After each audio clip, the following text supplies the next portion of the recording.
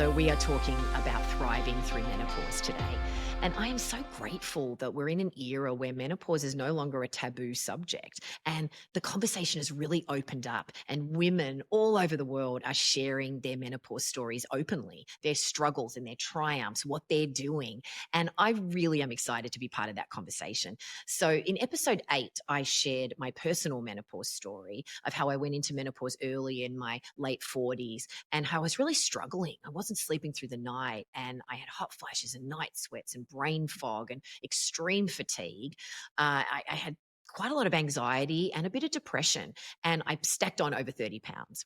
What I had always done wasn't working anymore. So I clearly needed to make some changes. So with the help of my doctors and dietitians, I really got my nutrition dialed in with some simple food and lifestyle strategies, I was able to turn it all around.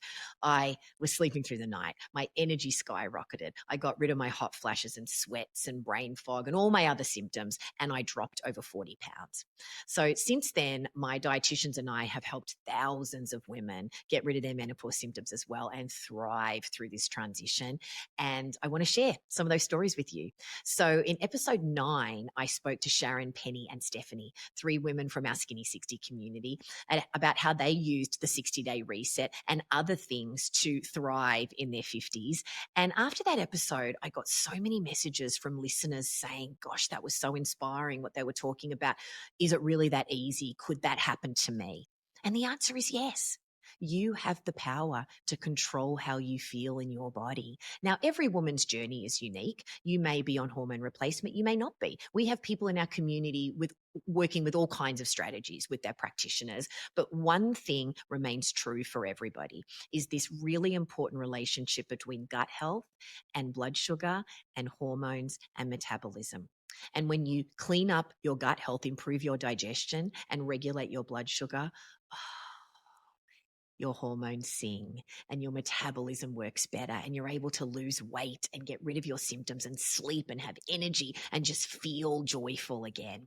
So I've invited 3 other women from our community to speak to me today, Janis, Julie, and Jen, about their experience with the 60-day reset and the things that they're doing to feel joy and ease in their 50s. So let's get the skinny from Janis, Julie, and Jen.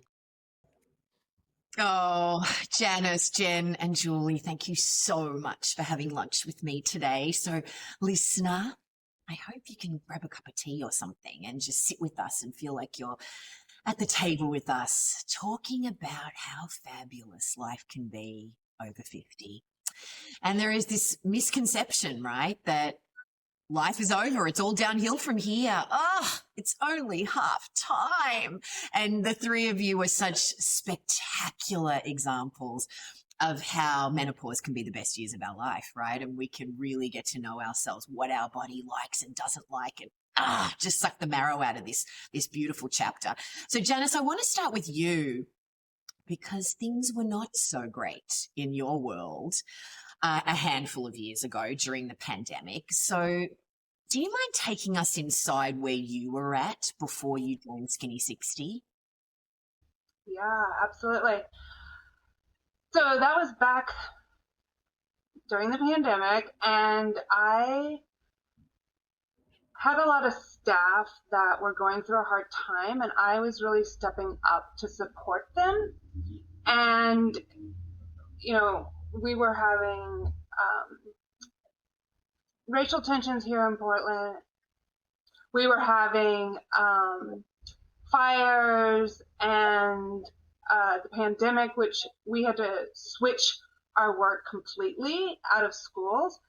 And every day I was on the phone with my staff and they were crying. And so I had to create this space to really help them go through all of this. And it weighed really heavy on me, and I never realized it. And so after a few months of that, almost a year of that, I was also going through menopause symptoms still. Like, I went through about 7 years of that.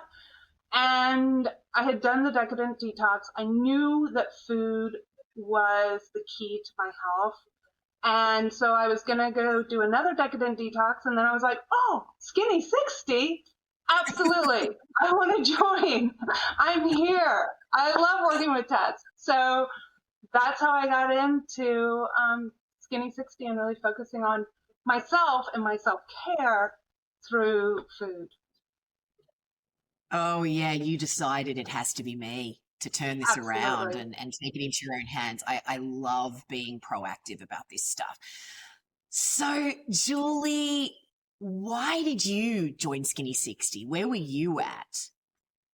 Yeah, I guess I felt like I was always a somewhat healthy eater. I don't know. I ate a lot of vegetables and mixed it up, but I was not consistent at all. And I just, like all of us, I had a busy life. I'm divorced and I have two kids, and you're running around every which way. But when I was younger, I guess if I felt like I wasn't feeling so great, I could eat well for a few days and be right back and feel good again. But once I got into my 50s, I found myself with kind of a ring around my middle Oh, and, yeah. and feeling bloated. And I would eat things and I would just feel bad after I ate them. And it just didn't seem like I could get a handle on all of that was happening, but it felt very much digestive.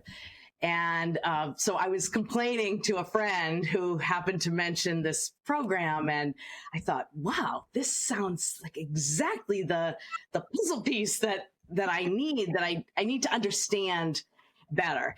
And so that's when I joined, and I'm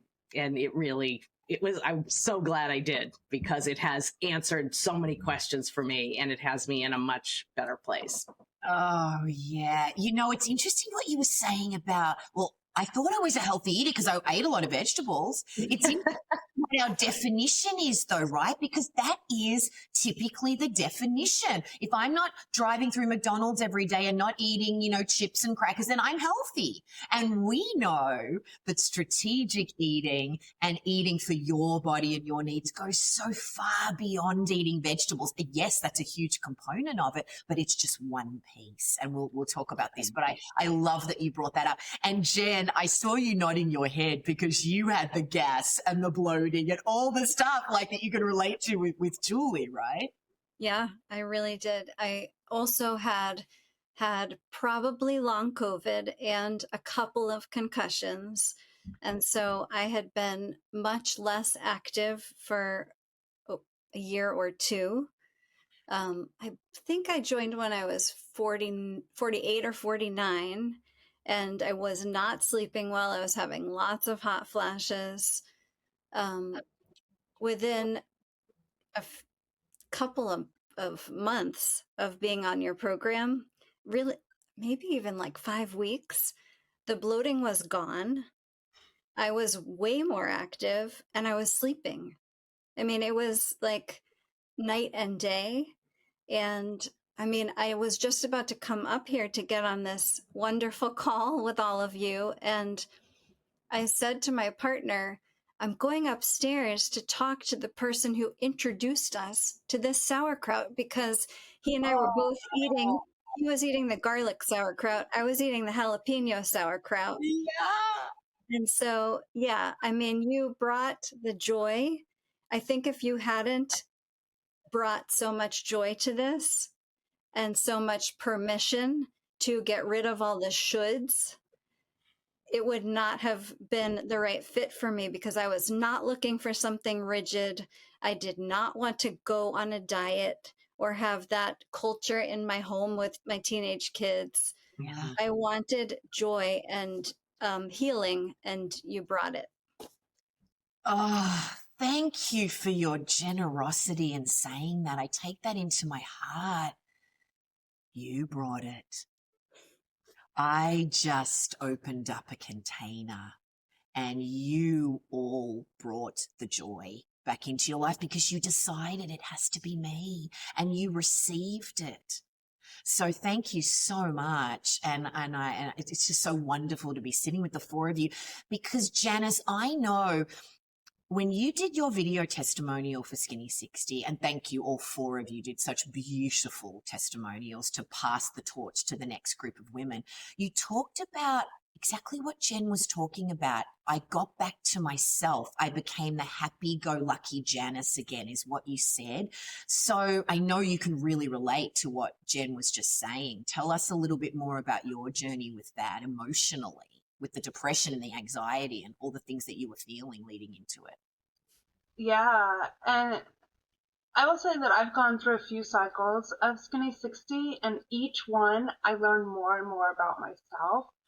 And like you said, I was in this place of really struggling. Like, I was going through some deep depression, and it would hit me at random times. And I think a lot of it was because of going through menopause. And I would be riding my bike by this beautiful river and all of a sudden start crying. And I was like, what is going on? And I knew I had to do something. Like, I did not want to go on hormones. I really wanted to figure it out on my own.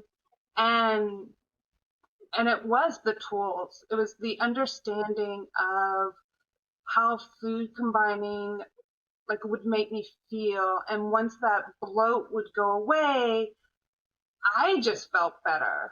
Like, this last cycle, like, my arms are skinnier and my face is skinnier and my complexion is better.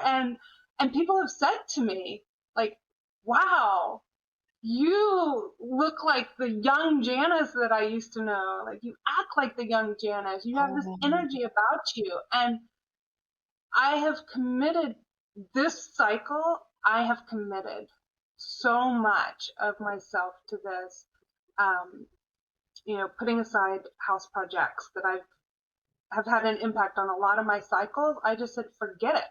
This is the one. This is the time I'm making for myself, and everybody else has to understand that.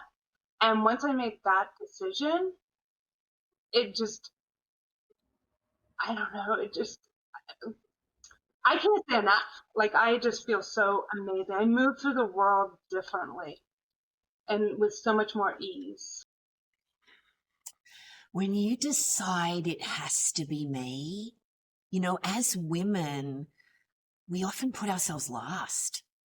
And just giving yourself permission that self-care is an act of service to yourself and to everybody else, to your children, your partner, your co-workers, your community, that you have more capacity to hold everything as the wonder and fullness of you when you prioritize self-care. And we all have a varying definition of what those particular pieces look like. But food and nutrition and rest and sleep and exercise just has to be part of it, Julie, I know you had talked about how you had put on some weight, you were looking in your closet, you kind of weren't feeling as good about yourself and the bloating and the belly and, you talked about all of that. Talk me through emotionally what your journey was like in terms of your confidence and your mood stability and all of that sort of thing as you moved through the experience. Yeah, well, you're so right. I just, a closet full of clothes and nothing felt good on me. Everything was really tight. I remember I would be driving home from work and I would unbutton the top button on my pants and my skirt. I couldn't even do that. It was just so uncomfortable. And I mean, how can you be in the world like that and feel good? You can't, it just felt like, wow, is this just what it's going to be like for the rest of my life? And I didn't like that thought. But and just as you were just saying, I feel like you feel guilty sometimes to prioritize yourself. Yes. And say, this is what I'm doing. This is the food we're going to eat this week. And I'm going to go on these calls a couple of nights.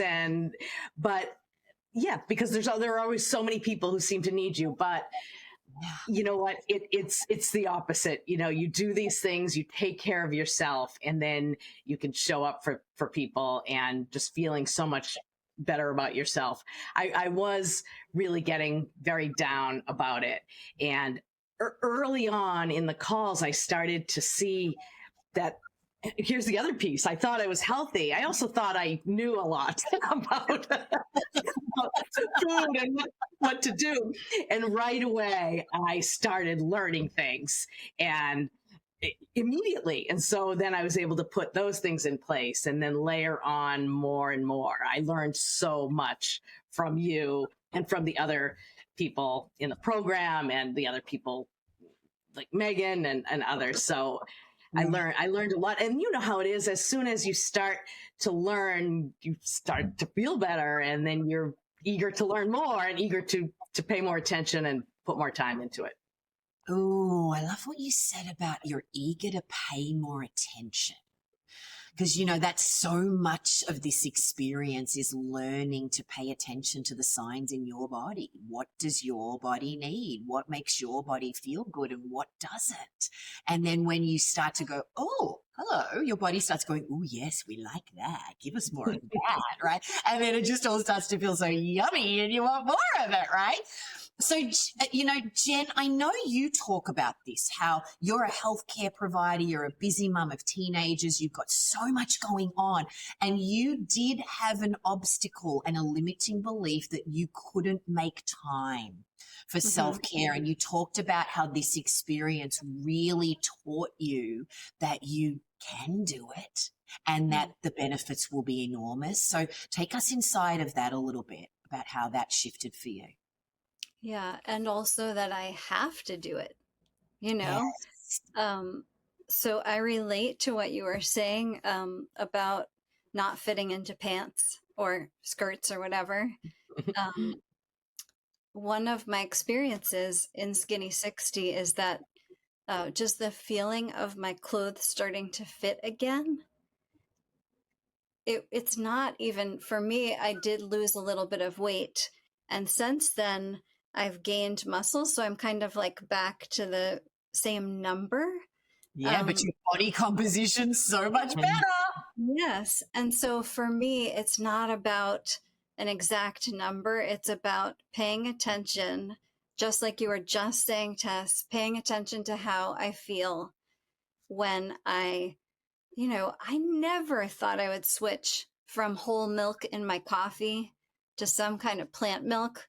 I just thought, I'll do everything else, but I'm not giving up my whole milk. Well, you know what? You are so convincing and encouraging, and so is the community. It was not hard to do that.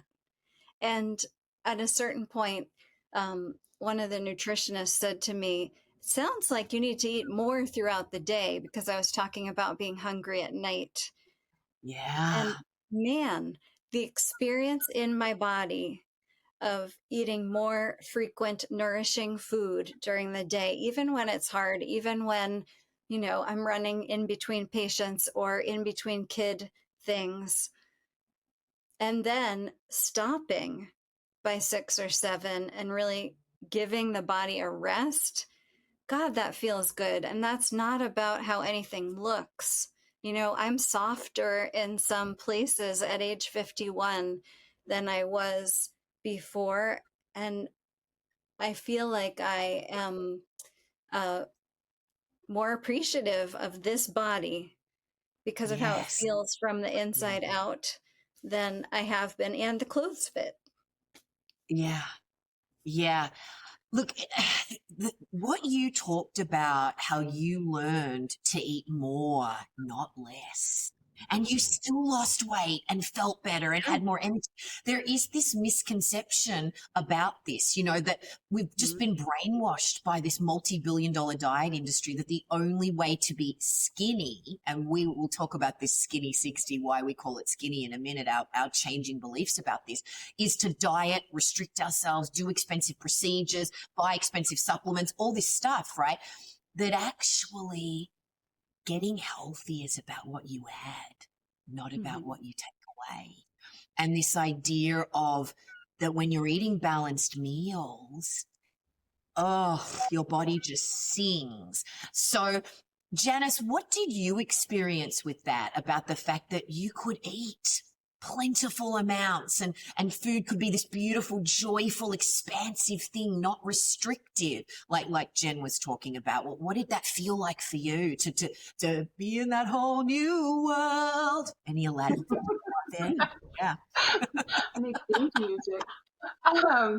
Well, first I have to say, Jen, you had to give up whole milk, or decided to. I give up coffee because what I learned is that it really affects my body and I'm allergic to it, but I wasn't listening to the signs, right?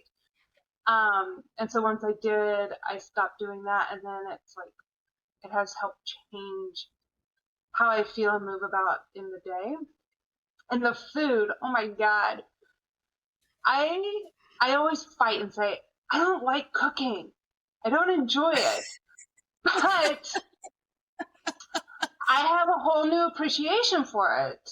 And I truly believe that it is an act of self-love. Like you say that, Tess, and I truly believe it, that I am taking time out for myself and really showing myself love. And I've introduced people to so many different things of how I eat now, and they have like asked me, "Ooh, can you make that? Ooh, should I do this?" And I'm like, "Yes, absolutely, yes to all of it." And just the amount of food, like I love being able to make a huge salad and eating it all and like not feeling stuffed or uncomfortable afterwards. And it is that eating, like you were saying, Jen, it's that eating throughout the day that really helps me keep my energy up. And getting the amount of protein in has been really fascinating for me this one because I'm doing vegan versus eating meat.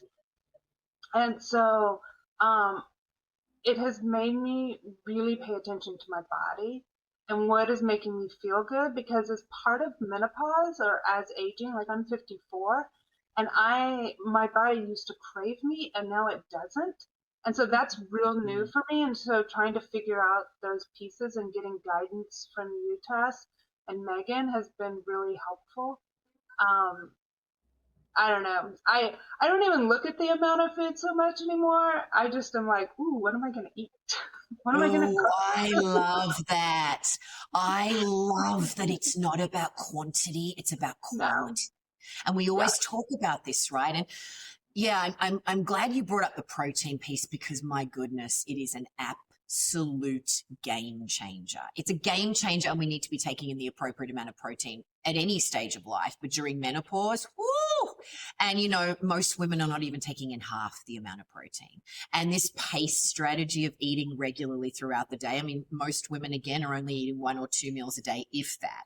So I know, Jen, you were talked about, learning to nourish yourself better, that you are undernourishing yourself. Julie, what was it like for you I know that you love to cook and you love beautiful flavors and yummy things, just like all 4 of us do. What was that part of the experience like for you? Just the bountiful, part of it, and all the different flavors and all this gorgeous stuff. What was that journey like for you as someone who actually really came in loving to cook already? Yeah, I was in the past when I have, say, looked at various diets or whatever. Sometimes what always turned me off is that I love food, and I didn't necessarily like the choices I had on, in some other diets I chose over the years. And so I knew it would be temporary. This isn't going to last more than 3 days, or if that. And so immediately, and it was funny because we could see immediately the wide variety of choices of recipes that we were going to be able to make. But I started to make a couple of them, and everything was delicious. And everything, I guess one of the early meals I made was a Caesar salad with something, and it had Caesar salads are good, isn't it? sunflower seeds and Anyway, it had no cheese, but it had this delicious, ground up, yummy stuff mixed in with the dressing and the lettuce. And so to know that, I just need to buy these ingredients and prepare it this way, and it's going to taste delicious. And I think every single meal was like that. Every single one, the soups, the smoothies, it was really, so it was just so fun for me because I got to find all of these new recipes to incorporate and to eat, and they tasted delicious, and I felt great afterwards. Yeah, I mean, the choose your own adventure nature of it just makes it more fun, right? Where it's like, I don't have to eat this or have to eat that. Jen, you talked about that being the best surprise for you, that nothing was off the table. It wasn't about good foods or bad foods. It was just, what do I feel like and what's going to make my body feel good? So what was your journey with that like as things shifted for you in that way? Which is so healthy, Tess. It's so wonderful to not have restriction in that way. Restriction's no fun. And the minute we say, you can't have that, what do you want to do? We just want it more. Right. Right? Yeah. I'll never forget you coming onto a call, Tess, and talking about how you were about to go out to dinner afterwards. And you said, am I going to skip the chocolate cake? No. But am I going to come home afterwards and have some sauerkraut? Yes. I loved that. So for me, all the recipes, like everyone else is saying, the cauliflower hummus, oh my God. So good. I know. It just tastes like regular hummus. It's so good. Oh, the green soup, the crackers. That soup, yeah. Oh, yeah. I mean, there's so many good things. And because it wasn't so prescriptive, there was so much information to take, but it wasn't like, you have to do this on this day. You can take, and your daily emails were such a reminder. Take what you can, do what you can, leave the rest for now. It'll always be here for you. And so even if I just did one or two things in a day, I felt so much better than I would have otherwise. And so just being able to pick and choose like that, especially with kids and, wanting to make sure everybody was getting fed and tell me a bit more about that, Jen, about how that worked in your household with a partner and children, right? How did you, because that, that's also a thing. Oh, my family won't eat this food. This is not going to work. That's a very big obstacle and a limiting belief, that we hold limiting beliefs about what our loved ones are capable of. So what did that look like for you? So every time anyone tried any of this food, they loved it. So that's one thing. I also, my 13-year-old had, look at those balloons coming up. Yeah, that was the celebration of they loved it. The 13-year-old had just become a vegan, which none of the rest of us were. And so I was really able to support them even better because I, was making some of these shifts myself and realizing how much better I felt without dairy. The rest of my family are not vegan, and so we would still occasionally include meat. Yeah. But I was actually taking more time, letting myself take more time to chop and prepare and use the air fryer and broil to make things in a somewhat healthier way that was still delicious. So it benefited everyone. And to be honest, did it really take that much more time than I was taking before? No. I mean, I see other people shaking their heads. It doesn't take that much more time, especially because we have the recipes, we have the encouragement, and we're feeling like we have more energy because we do. Yeah. And that this one family, one meal thing really works, where a vegan, someone who eats chicken, a pescatarian, or whatever labels we want to put on the way that we're eating. It's just the way that I eat. Let's not put a label on it, right?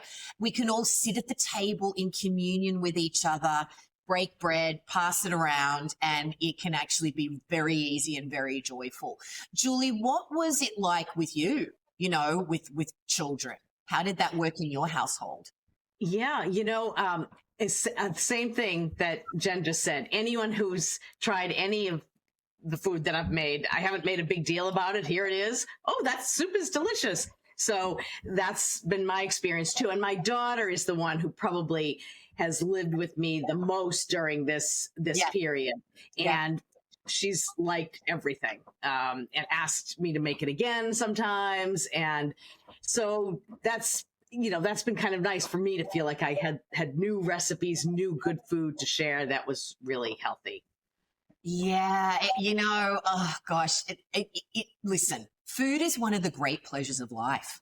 It has to be joyful, it has to be fun, and it has to be so mind-blowingly delicious that you're excited to eat it again. Healthy food has to be even more tasty than unhealthy food. So, it's always just thrilling, isn't it? Where you just put it on the table and you don't do any qualifiers unless someone has a food preference or a food intolerance or food allergy where you absolutely need to tell them what's in it. You just put it on the table and say, "Oh, try this. It's yummy." Because the minute you say it's gluten-free, it's vegan, it's this, it's that, is it from that program you're doing? Then everybody kind of already has decided they're not having a bar of it, right? But if you just put it on there, everyone's like, "Oh, what's this? Oh my goodness," right? So Janis, what was it like for you and your husband? You posted that amazing photo of the two of you in the Facebook group about, just these incredible changes you were making. How did that work when you did your first cycle, and how has that evolved over time? The two of you just being in this together. Yeah, I found it hard. I won't lie. The first couple of cycles of trying to cook for myself and include him. We were doing house projects. He was doing a lot of the heavy lifting on that, and so my job was to feed us. Yeah. So it took me a couple of times to figure it out, but this cycle has been, again, so much easier for me because I've learned so much and paid attention. And so I'll make something and then he adds meat to it, or he'll add something else to it, and it just works. Yeah. And so, and if he doesn't want to eat what I'm cooking, he cooks for himself. So,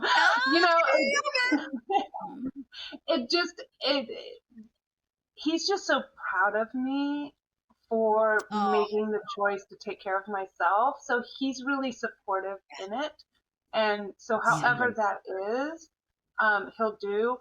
Now, he does love the soups. I won't lie. Like, I will unfreeze them for myself, and then sometimes they go missing. So, yeah. And then some of the other foods, like during the winter, some of the warmer foods that you have in the program, I will make big batches because we will just eat on them, and he loves them. Like the bolognese and the I can't tell you. I can't keep the chocolates in my freezer. I mean, the chocolates, that's so hilarious. Like, everyone's like, they're like crack. I mean, seriously, like, we'll get emails every day. Like, and sometimes it'll just say, seriously. It's just hilarious. They are very delicious. You all have been talking about the learning. I learned so much. I learned so much about nutrition, about my body or whatever. I want to dive into that a little bit because, there's so much learning to be had in life, right? And when, we open our eyes to the possibilities, it's kind of extraordinary. So Julie, what were some of the big things that you learned that are carrying you forward now? Yeah, I guess I just learned that sometimes whatever I was eating, I was asking my body to do too much. There were just too many types of foods being eaten at one sitting, and my body just couldn't digest, because what I needed to digest one type of food was not going to be, working to digest the rest of it. And that this combining foods at certain times of the day and what you can put together, that was a big learning for me, and I have definitely carried that forward. And then I just learned, it's funny. Everyone has mentioned sauerkraut. So we've just all learned to love sauerkraut.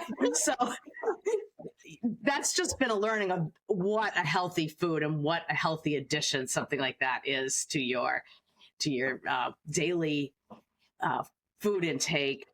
And I'm trying to think. I had a few.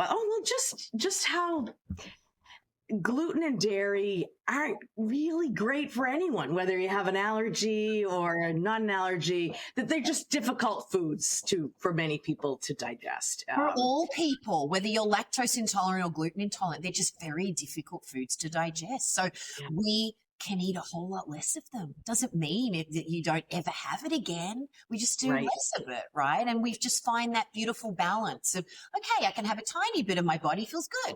And if I eat it all day, every day, my body starts to not feel good. And it doesn't have to be an either or thing unless you have a very serious allergy. You're a celiac or, you absolutely cannot have it. I think we're just very dependent on those things. But knowing that you can have it in balance, or maybe you decide you don't want to have it anymore. It doesn't matter. Whatever you choose is great. Yeah. What was the protein piece like for you? Was that an eye-opener for you? Well, since I eat everything, so I think that was not hard for me to do, because I could add chicken to a salad or have a piece of fish and roasted vegetables. So I think it wasn't so difficult. But what the learning piece was that just how important protein is for us and is for us at this age. So just knowing that, again, made me pay attention and make sure that I was eating protein in every meal. And the other piece is I love nuts. So that was easy to add that. So it wasn't difficult, but I think not knowing how important it was, maybe I skipped some of those things sometimes, thinking I was being healthier eating a salad, without protein or something. And I don't think you're alone in that. In fact, I know you're not, because we see this all the time. These preconceived notions, again, of what healthy is, right? Gosh, this is so interesting. Jen, as a healthcare provider, science is really important to you. This is how you move through the world, connected to science. So what were some of the key things that the part of the learning for you? Gosh, it's so much. And I'm so glad we have lifetime access to the website, because I will keep going back over things again and again, in terms of combining, in terms of soaking and sprouting nuts, in terms of recipes for smoothies, for example, making sure that there's often a protein with a snack. Like if I'm having fruit, make sure there's some kind of protein with that too.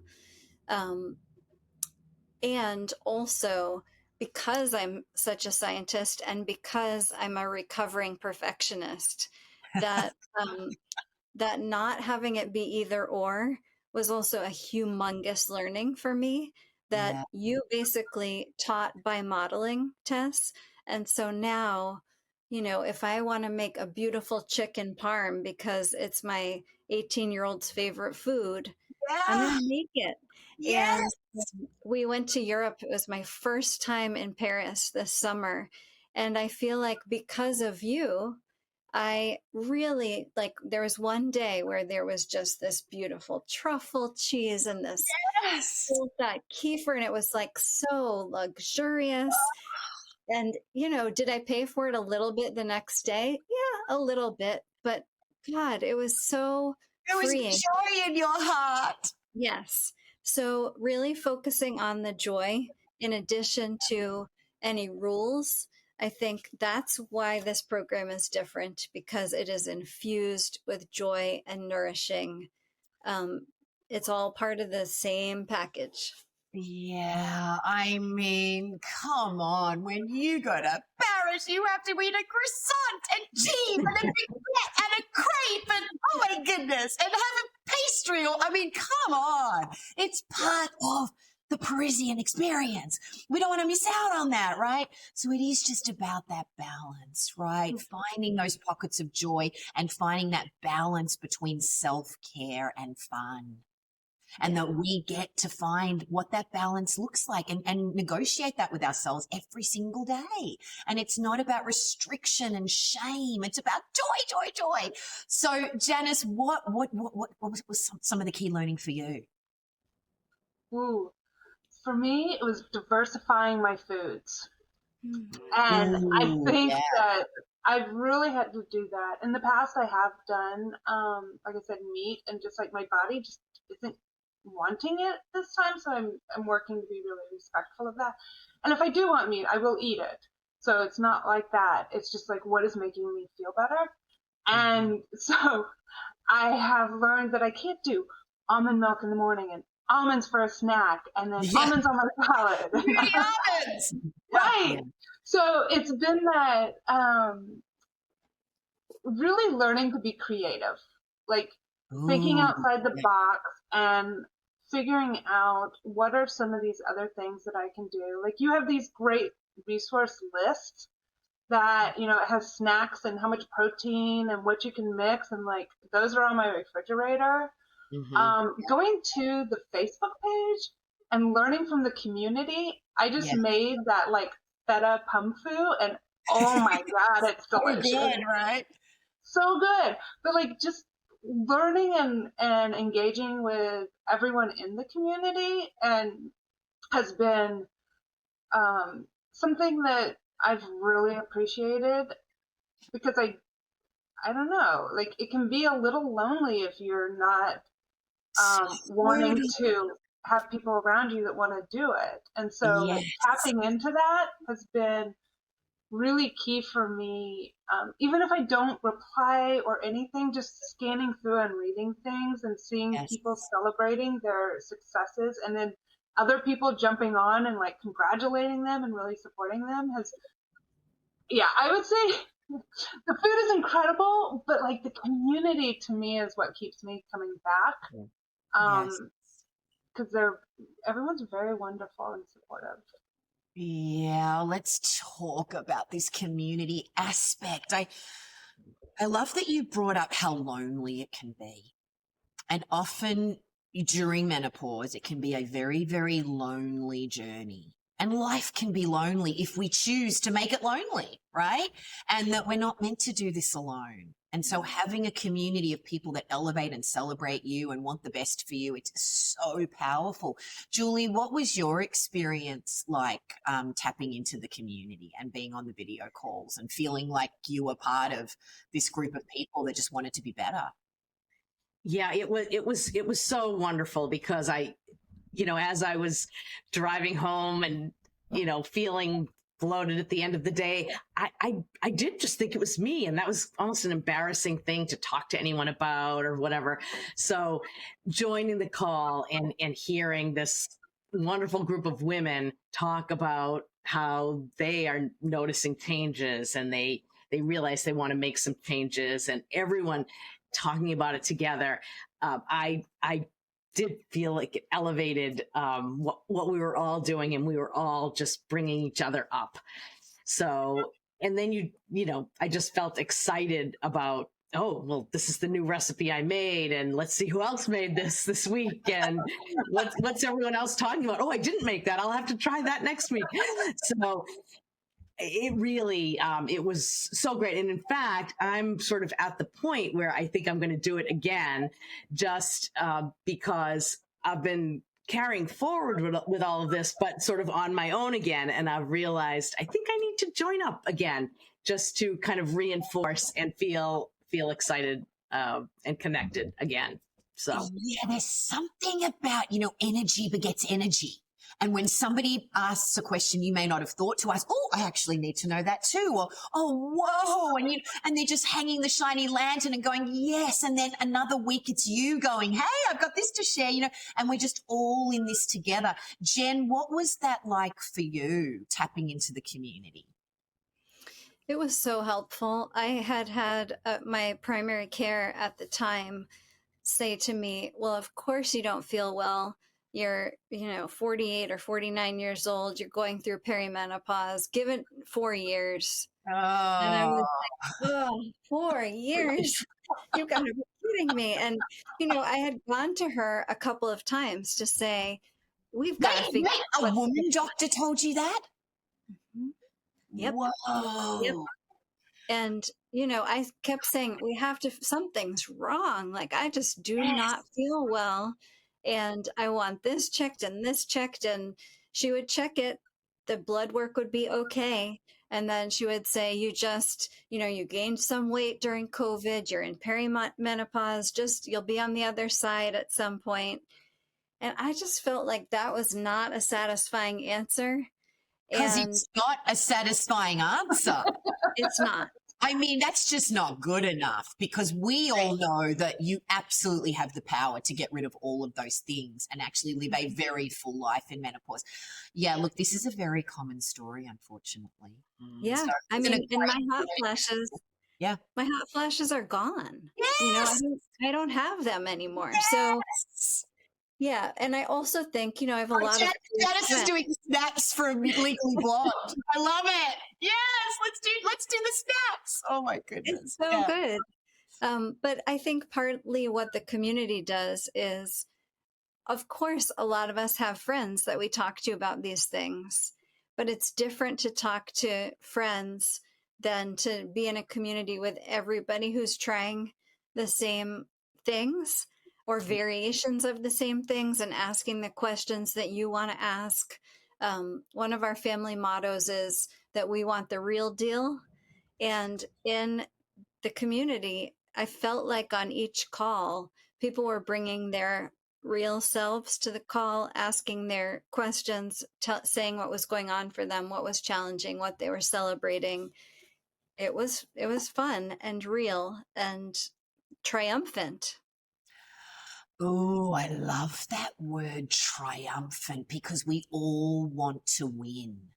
And we love the Nelson Mandela quote in our community, right? I never lose. I either win or I learn. We're just all winning and learning and growing, right?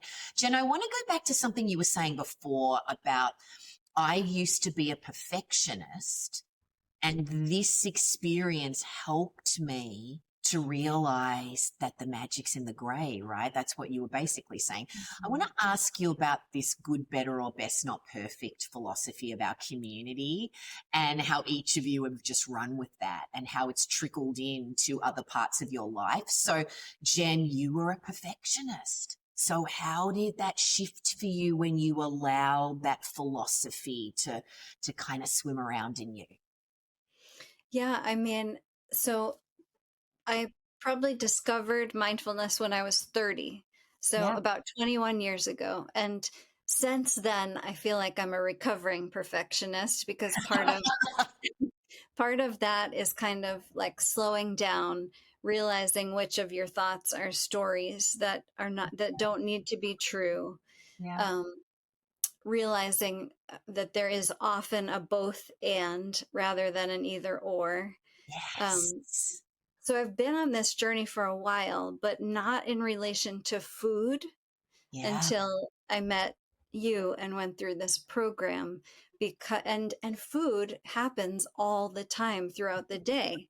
And so in terms of recovering from perfectionism, how refreshing that on such a regular basis I can practice Yes.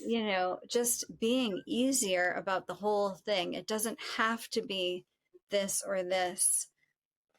There's a wide range of good, better, best, and there's no such thing as perfect. So, yeah, and you embodied that throughout the whole time, and in the emails, in the community. So I think it's really like escalated my recovery from perfectionism. Recovery is too serious a word because it was never, thankfully, any kind of disorder or anything like that. But yeah, it's a great thing to move away from rigidity. Yeah, I love what you were talking about, being in practice. And that is, I spoke about this in the first 4 episodes of the podcast, where why I love food being the portal of discoverability for why we make the choices that we make is that we get to practice multiple times a day. Yeah. Right? Because as you just said, we're eating and drinking multiple times throughout the day. Hopefully we are, right? And we get to practice just making the next better choice and then making another one. And you know what? If we don't make a better choice, all we do is learn from it. Okay, great. Did I feel joy in my heart? Yep. What did I learn from that? And off we go, right? Oh, yeah. So, Janis, you really ran with the good, better, or best, not perfect, right? You took to that like a duck to water. Tell me about how that duck is swimming around with it. Oh, man, I have embraced that, and my mother and I say that back and forth. My mom did the first Skinny 60 cycle with me, which was a lot of fun. Hello, Nancy. Hello, Nancy. So we still say that, and I have brought it into my work. Like yes, it's in my personal life, and yes, it's like a mantra for me of like in everything, not just eating, but in everything that I do. And then I've also brought it, like I said, into work to where everyone knows like I have high standards. But I am not a perfectionist. I have never been a perfectionist. But I do believe like whatever is going on in someone's life, they can do it good, better, or best. And I just say like that was good. How can we make it better? How can we approach it in a different way to where it's better for the people we serve? And Tess, I just have to say, like, we're talking a lot about food and a lot about Skinny 60, but I don't think maybe you do, but like the impact that you have had in my personal life outside of food, like the daily emails were mentioned, and it's like, you're talking to us about moving and being, in touch with our emotions, and, you starting this podcast has like led me down all these different paths. Like I now have like started rolling because of Nick, right? And like Lauren. And yeah. And I started I'm doing the Now Is Your Time, like working through all of these like different pieces. And Mia Moran's like planning program has like also blown my life, just like organization that I never thought I would have, and planning and like visualizing who I want to be. And then the sauerkraut. I mean, let's go back to the sauerkraut, right? Like, I was like, okay, I can't do, my back hurts, so I can't do backpacking, whatever. I do some kayaking, get out in the world, but like, what do I want my new hobbies to be? And so like fermentation is like, that's awesome. I love like seeing how I can add things together. So like Sharon. And so I just want to say thank you for like really helping me grow. Oh, thank you so much. I mean, again, we're all learning and teaching, right? And holding space together and just staying in this place of celebration, right? For what we get to do today. We get to create another day of this beautiful life, right? And you receiving that and deciding it has to be me to receive that and do something extraordinary with it, right? Julie, what's the flow-on effect been like for you with just letting more possibility into your life with good, better, or best, not perfect? Yes, I love that philosophy, and I do think it's way more than the food. It's a daily life. We all are doing our best, and if we have a day that doesn't seem exactly how we want it to be, we get up and try again the next day. And that has definitely been the way I've been living in a much more conscious way. I'll bring it back to the food for one moment to just say that when I was sort of at my worst, I think I acted like this. If I went to a party, I would say to myself, you're not feeling well, your clothes don't fit, so don't eat anything, or only eat the veggies. And then someone would offer me a cookie and I'd have a cookie. And once I'd eat the cookie, I'd say, oh, well, now I ate the cookie, so I can eat the cake and the ice cream too. Just sort of throw it all up to the wind because I was angry with myself for not living up to whatever standard I set. Yeah. And so the good, better, best, just the words and the way we all internalized it really has changed my philosophy of that and of just everything. The way, I set my goals for the day, or I hope to be a certain way, and I do my best at that. And it feels good. It feels noticeably different. Oh, it's just so freeing, isn't it? We're just so hard on ourselves. It's like, okay, that happened. What am I going to learn from it? Ooh, okay. Next choice. That's it, right?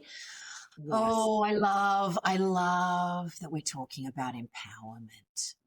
We're keeping ourselves in a place of celebration and empowerment.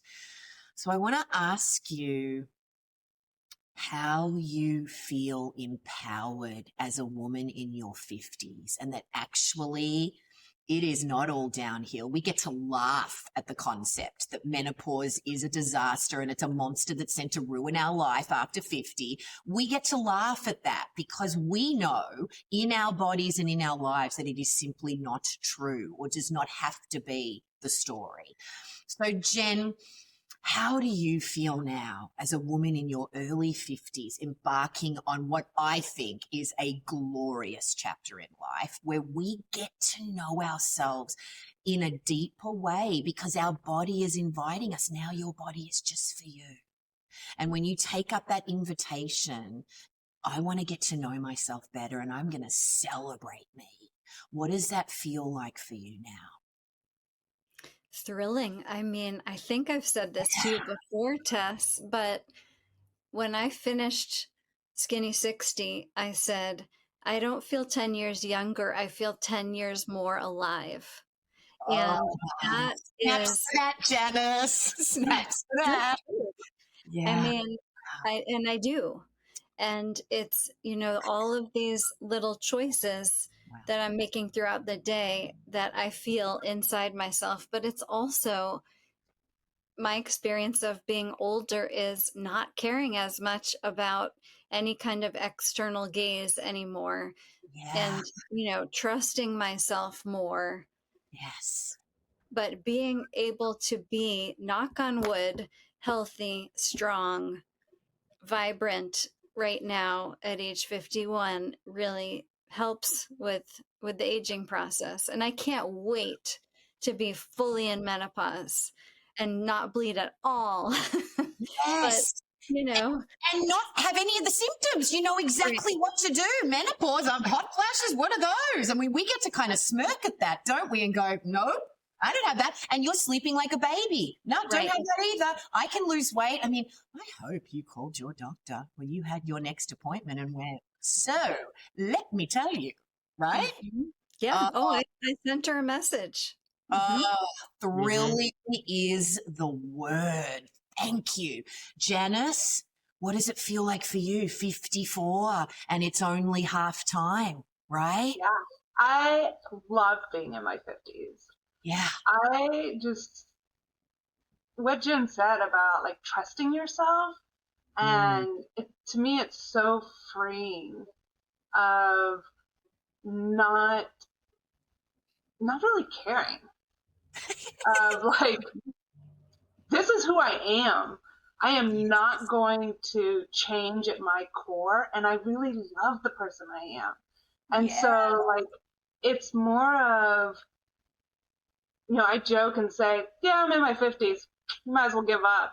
And people just kind of accept it. And I'm actually looking really forward to turning 60. Like, yes, I think that's going to be an incredible age too.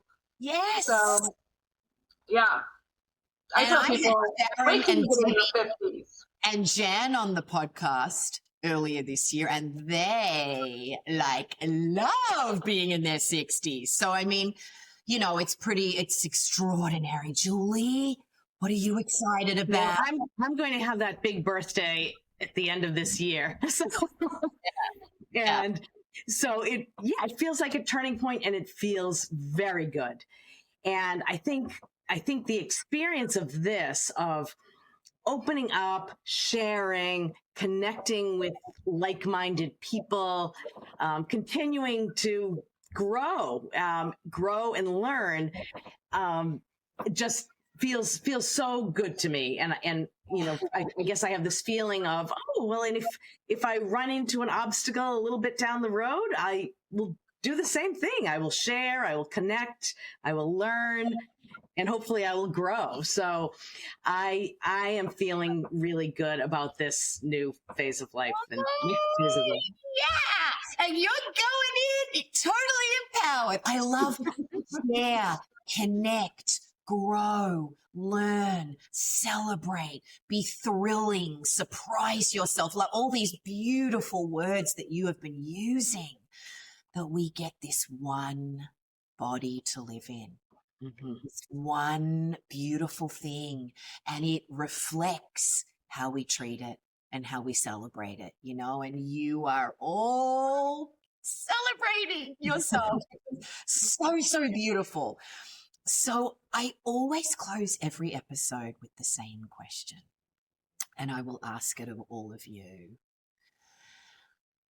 For a woman listening right now, dear listener, no, Skinny 60 is not the sauerkraut diet, even though we've all been joking about sauerkraut, right? We just want you to eat some fermented foods, whether it's sauerkraut or something else, to put probiotics back into your gut, right? But for a woman listening right now who is struggling with getting older, not sleeping through the night, getting up to pee multiple times, putting on weight, not being able to lose it, not having energy, brain fog, fatigue, headaches, mood swings, whatever it is, and feeling like, wow, there's nothing I can do about this. They have a dream in their heart of feeling vibrant and incredible like the three of you do, but they just don't quite know whether they have what it takes to make it happen. This dream of the vibrant, big, beautiful life. What would you say to them? Janis, what would you say? I would say that the person you are today doesn't mean that's who you have to be tomorrow, that you are making choices, and that putting yourself first actually is an act of love and helps you put love and like care for others at the forefront too. Yeah. Julie, what would you say? Guess I would say you deserve to feel good, and to be able to have the life you want for the many years to go. It could be better. And so whatever steps you can take, we're giving you, I guess we're sharing one way, that something that has helped us with that. So taking steps to help yourself to really live the life you want is a great decision. Yeah. Jen, what would you say? I think I would say, please know that you have done your best every day of your life up until now. Yes. And this is not your fault. We live in a society that has been telling us stories about what this period of our lives is supposed to be like. And a lot of those stories are not true.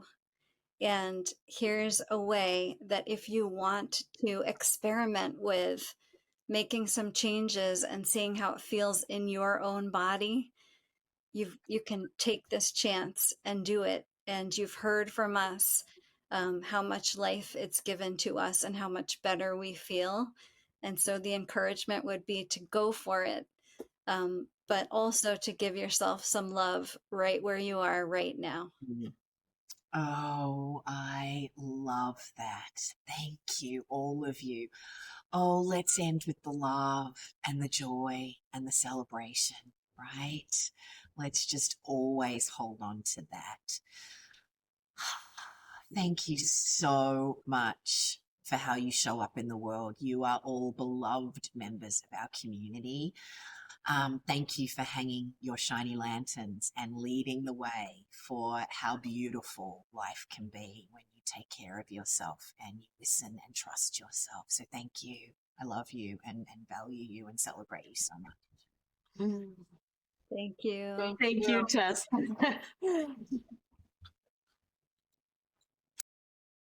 What a beautiful conversation.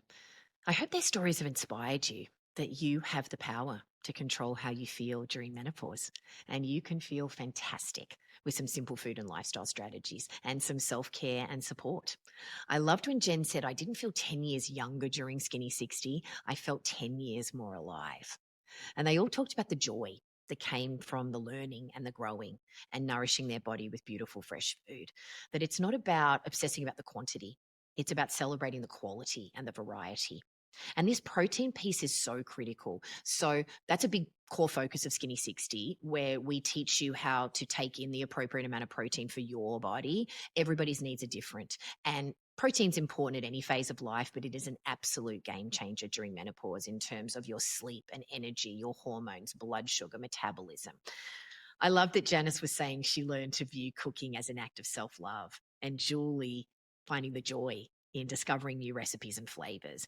And that Jen realized that her food story didn't have to be an either or scenario. It could be a both and. They were all finding that balance of self-care and fun with their food. I loved how they were all giving themselves permission to go through Skinny 60 their way, to use the box of tools and strategies that we provide in a way that worked for them and their lifestyle and their families. I really appreciated them being transparent about the practice of self-care and their attitude towards that. When Julie was talking about how she felt guilty prioritizing self-care because she was a single mum and so busy with her work, and that she realized that when she took time for self-care, she could show up for others better, as a better version of herself. And when Janis said that putting yourself first is an act of love for everybody, and it helps you put love and care for others at the forefront as well, that really resonated with me. And when Jen was talking about the diet narrative and how she didn't want that to be part of her family, she wanted to be part of a community that was going to keep her in a place of healing and joy. I think that that speaks to a lot of our members, you know, they don't want to be in a restrictive, dogmatic situation. They want to have the flexibility and freedom to really enjoy food, you know, because it is one of the great pleasures of life. They were all talking about how they learned to pay attention to how their body felt, you know, which foods were making them feel good and which foods aren't. And it's a really important piece of this, you know, learning to be intuitive with your food and pay attention to your body, because often we're not doing that when we're eating. And the value of community, that you can have all the information in the world, but if you don't have that supportive environment, that safe place to share openly, ask questions and learn from others, and the benefit of being in a group with like-minded people who are all going through a similar experience together. And that is why the 60-day reset happens live, so that you can benefit from that energy and that environment. And I love it when people talk about the flow-on effect of the good, better, or best, not perfect philosophy of our community. It's such a beautiful way to move through the world, to let go of that perfectionism and just understand that you can be whoever you are in that moment and just make choices from that place of freedom and love, you know. When Janis talked about the flow-on effect of applying it to all these other parts of her work life and home life, and Julie talking about it, and Jen, you know, talking about her trip and how they're all just allowing themselves to move through things in, you know, just a much more flexible way. So if you want to make healthy changes, you don't know where to start, and you want to be part of a really loving, supportive community where you're going to get a really, you know, incredible nutrition education, and we'll get to know you and help you apply these principles just like we did for Janis, Julie, and Jen. We would love to have you in the next group. We lead the 60-day reset 4 times a year, and yeah, it's from people from all over the world, and it's always a lovely group of people supporting each other. So you can learn more about the next group at ithastobeme.com/menopause. I want to hear about your It Has to Be Me story. So head on over to ithastobeme.com/stories to share it in our free community. You can also join the conversations we're having about this episode and others. I'm Tess Masters. Join me next week and we'll dive inside another great story to help us go from dreaming to doing.